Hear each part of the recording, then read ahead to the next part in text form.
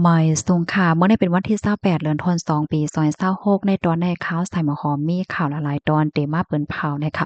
เลือเซนั่นในก็เตมีป้ารองใหญ่อันขย้อนมาป่องแรงปันฟางเตือนถึงปันพี่น้องแห่งการเฮาไหนเนาะเฮาค่ะรับถ่อมด้วยกว่าเป็นตอนค่ะดอกอ่อนดังเปิ้นได้ก็มาถ่อมด้วยข่าวเงาก่อนค่ะแค่พังอันพี่น้องค่ะหันอยู่เมื่อเหลียวในคณะเป็นเมื่อวันที่26เดือนธันวาคมปี2026ขิงข้าวยามวายวัน3 โมงปลาย30มินิตอยู่ที่ภูมิพลพรห้องการลงฝ่ายจัดหาการงานและฝ่ายเกี่ยวข้องไล่โคมกันเสียก็ลงปื้นตีกวดทัดปื้นตีอันพี่น้องแห่งการยานเมืองเหตุการณ์อยู่นั่นในเสียก็โฮบโทบหันแห่งการก้นเมืองคมตุ้มหาก้อในข่าวเจอข่าวหาก้อในย่าเอาตั้งพิษว่าลอยลอง1เป็นแห่งการยานเมืองเขามาอยู่ที่ในเมืองไทยโดยที่อำไลหาบขว้างนะคะข้อที่2เนี่ยก็เป็นก้นแห่งการยานเมืองเหตุการณ์โดยอำมีไว้ขว้างเหตุการณ์อำนั้นก็เหตุการณ์อันเจ้าเก่าอำมีส่วนไรเฮ็ดนั่นในติเงียบก้มโตไลเปิ้นตีก่อสร้างตีหนึ่งตีวาน2แค้ว2แม่สอดเจเว้งแม่สอดเจตอนตักกำนันพมิปนพรเขาในก็ไล่เอาโตเจอเขาในส่งกว่าดีโค้งปลิงแม่สอดเสเปิดตาเตปันตรวจตามกว่าจ้อมหนังปักเปิงหมายมีหวานเมืองมีนั่นว่าจังไหนคะไล่คู่ว่าเจอเขาในเตย่าเอาตั้งพิษว่าลอยลองก้นมีวัดไหวเสเนี่ยค่ะเนาะตรวจตามได้ซ้ำเตียจางย่าใหม่หาเฮงต่อถึง50,000 บาทป้อว่าจ่ายเงินเหย้าเนี่ยค่ะเนาะก็พอมีปนพรเขาเนี่ยก็ได้ส่งกว่าที่คอกคังเสเพราะว่าถึงกินข้าวยามเหย้าเนี่ยเพิ่นก็ได้ส่งปอขึ้นเมืองไผเมืองมันนั่นขนาดเนาะเพราะว่าเป็นก้นเมืองลาวก็ส่งปอขึ้นเมืองลาวเพราะว่าเป็นก้นเมืองคมตุ่มก็ส่งปอขึ้นที่เมืองคมตุ่มปยก็ได้อำปันขว้างย้อนไหวขว้างเหตุการณ์เที่ยงตาข้าวตั้ง2 ปีเนี่ยค่ะกำในเฮาค่ะซ้ำมาด้วยเที่ยงตอนหนึ่งอันนี้ซ้ำเป็นตีเวงเกงใหม่นะคะเมื่อเหลียวในพมีปนพรเขาลงเปิ้นตีกดทัดลวงไหวแจงตีอยู่ค่ะนะเมื่อวันที่27เดือนธันวาคมที่2ปี2026เข่งข้าวยามวายวัน1 โมงปลาย30มินิตนั่นพมีปนพรเขาไล่ลงปื้นตีกว่ากดทัดลวงว่าจ่องไล่แจงตีอยู่ตม30ปันพี่น้องแห่งการยานเมืองอำนั้นก็ก้นนอกวันนอกเมืองอันมาอยู่ไว้ที่ในเมืองไทยเหลือไสนั่นก็ทัดป้าว่าเปิ้นตีนั้นนั่นจ่องมี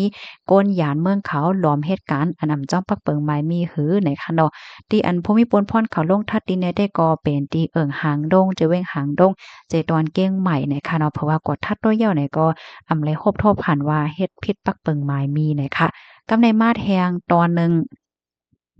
อันนี้ก็เป็นตีเว้งเก้งใหม่ค่ะวันที่27เดือนธันวาคมปี2026ขิงข้าวยามกลางวัน11โมงปลาย30มินิตนั่นผมมีปนพรเขาโคมือกันหลายปานหลายฝ่ายเสียก็ลงปืนตีกวดทัดลองเจียงตีอยู่แลลองว่าปืนตีนั้นนั่นจ่องมีแห่งการล้อมเข้า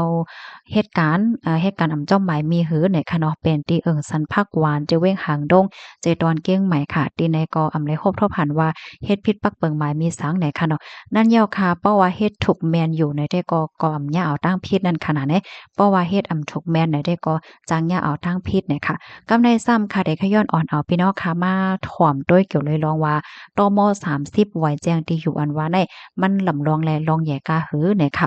ขย้อนปันฟังเตือนถึงปันปอเล็งนายจางแลพี่น้องแห่งการกูก็ค่ะเนาะเมื่อเหลียวในฝ่ายกวาดทัดก้นเขาออกเมืองตมเขาเปิ้นลงเปิ้นตีกวาดล่างก้นตีอันค่ายตีอยู่หมายเหียก็อำแจ้งตม30ภายใน24ชั่วโมงและเจ้าในเนี่ยค่ะเมื่อเหลียวในเลยฮู้ว่าฝ่ายก่อทัดก้นเขาออกเมืองเขาในลงปืนตีกว่าก่อทัดจอมแคมป์ก่อสร้างหอพักคองลือเคินคาเจ้าไหนก็ป้าว่านะพี่น้องเฮาค่ะลองที่อันพมิปนพรเขาย้อนต้วยในมันอ่ำใจว่าได้เป็นปรับค่าเมืองพาสปอร์ตวัดสีของไว้เหตุการณ์กะนานก้อยในอติกามันในเปิ้นตื้อย้อนต้วยไหวเจียงตีอยู่อันตั้งไทยห้องว่าใบแจ้งที่พักอาศัยตม30อันว่านั่นยาวนะคะตม30อันว่านั่นซ้ำเป็นอีสังเฮียงและซ้ำแต่ละเฮ็ดหลาเนี่ยจึงจ้อมหนังปักเปิงหมายมีนั่นไหนมีไว้ว่าเมื่อปอเลี้ยงนายจางเขาเมื่อปอเลี้ยงนายจางหับก้นแห่งการในเขามาเหตุการณ์อำนั้นก็เจ้าเฮิรนเจ้าหอเจ้าของลือสังเจ้าไหนหับเอาก้นหยานเมืองก้นติ่มใจก้นไทยเนี่ยเนาะเขามาอยู่เพราะว่าไหนจึงเตไลตึงลาตีลาวากาตมภายในข้าวตั้ง24ชั่วโมงสอนเจ้าหนังว่าอำแจงอำลัด นั้นก็แจ้งเทิงเพราะว่าไหนจึงซ้ำแต่เป็นอีหังล้าไหนป้อเล่งนายจางว่าเจ้าเฮิรนว่าสังว่าเจ้าไหนก็จางย่าไหมเงินไหลจำหนังปักเปิงหมายมีหวานเมืองมีเนี่ยค่ะลองอันว่าย่าไหมได้ก็ตั้งเอาโหเหงต่อพอถึงโหเหมือนต่อก้นนึงก็ไหนค่ะพี่น้องแห่งการก่อจางย่าเอาตั้งพิษกว่าป้าจอมค่ะนะพี่น้องเฮาค่ะซ้ำแต่จางย่ามือหลายเมื่อกว่าติดต่อกับสืบดีลาวากาตมเหมือนนางกว่าตอเวสา5กว่าให้เรือนทรี5กว่ารายงานตัว90วัน5และเจ้าไหนเปิ้นได้เช็คด้วยในระบบคอมนั่นน่ะเนาะเพราะว่าก้นๆในตั้งตีอยู่ทางให้มันแม่นกันมันมีไว้แจ้งตีอยู่ว่าสังไว้เฮ็ดจังไหนเนี่ยสร้างถูกก่อจางย่าไหมเงินอันว่านั่นยาวเนี่ยค่ะลอกไล่ติหลีติสุดแต่ก่อบ่เล็กนายจางเสียมว่าเจ้าหอเจ้าเฮิรน เจ้าห้องคาดว่าสังว่าจั่งใดในโหลเลยคลิปเน็ตแจ้งตม30ภายใน24ชั่วโมงอันภูมิพลพรเขาตั้งวางไว้ในลีเรือเซเปิ้นยาวนะคะเนาะอ๋อค่ะข้อมูลตอนนี้ค่ะเลยเปิงอิงเอามาดีเพจลาว plus x plus ต่างไว้นะคะอ๋อล่วงอันแจ้งดีอยู่ในค่ะนะเหมือนจังหนังพี่น้องเฮาค่ะเนาะอยู่ไว้ดีหอดีในแหนมใจค่ะเมื่อวานตั้งก็แจ้งยาวมีไว้ยาวกำไรซ้ำค่ายห้องค่ายหอเฮาค่ะค่ายกว่าดีใหม่ไหน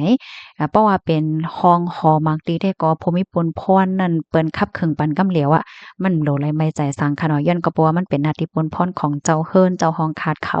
เฮ็ดจังไหนนั่นน่ะนะก้วยกาว่าเจ้าห้องขาดหมังตีซ้ำเปิ้นฮู้ในตอนให้ค่ะได้เพราะว่าเปิ้นแจ้งปันเฮาเนี่ยสั่งถูกเฮาก็จังอย่าเพิดกว่าพระจอมกำนั้นแลเมื่อว่าเฮาคักเขาก็อยู่ที่ห้องหอเปิ้นยาวไหนเพราะว่าเปิ้นนำตักซี่ตักเสียงไหนเฮาคักก็โหลเลยถามค่ะเนาะว่าแจ้งที่อยู่ปันค่ายาว5เพราะว่าเขากว่าแจ้งปันยาวเนี่ยเขาได้มีไว้เรียกอ่อนปันจังได๋ค่ะนะพี่น้องค่ะออค่ะในกอหนังหือพี่ๆน้องๆเฮาค่ะพอได้เลยรับรู้กันจังได๋ฟังกันไก่เพให้แลจังไว้เพไว้กว่านั้นในแคนดอจอยแชร์คลิปในปันกันกว่าดำๆเซกามในค่ะน้องไม้ใจถึงกูก็ค่ะนะเพราะว่าเป็นมามันหยาบค่ะเนาะเมิ่มไปเป๊แนวค่ะที่เฮาค่ะจังฟัง